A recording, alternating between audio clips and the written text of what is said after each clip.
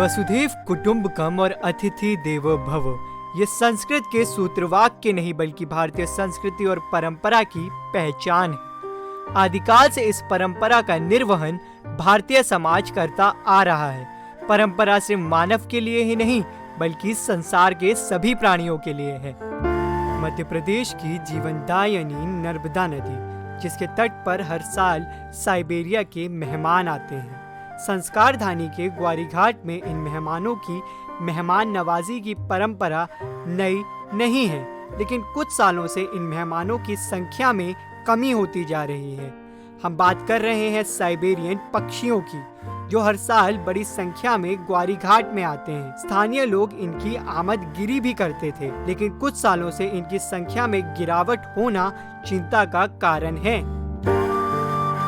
रुकते हैं, सर्दियों के मौसम में आते हैं और होली के मौसम में ये वापस चले जाते हैं गर्मियों में। और अभी कुछ गंदगी ज़्यादा होने के कारण पक्षी वाकई में बहुत ज़्यादा वापसी जा रहे हैं और काफ़ी नुकसानदायक भी। सवाल यह भी है, क्या मेहमान नवाजी में कमी हो रही है या फिर बढ़ते प्रदूषण के कारण विदेशी मेहमानों ने आना कम कर दिया? ये बड़ा प्रश्न है, लेकिन जवाब किसी के पास नहीं। पहले ये बहुत विशाल बहुतायत आते थे और पूरे घाट में फैले रहते थे। अब धीरे धीरे इनकी कम हो रही है संख्या। इसका कारण ये हो सकता है कि अंधाधुंध प्रदूषण, बिगड़ता मौसम और गंदगी।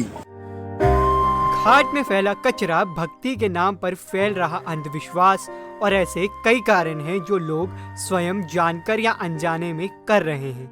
पुण्य पवित्र सलिला नर्मदा का पवित्र जल भी प्रदूषित हो रहा है और उनके घाट भी। यही वजह है कि देशी भक्त तो पहुंच रहे हैं, लेकिन विदेशी मेहमानों की संख्या में कमी होती जा रही है।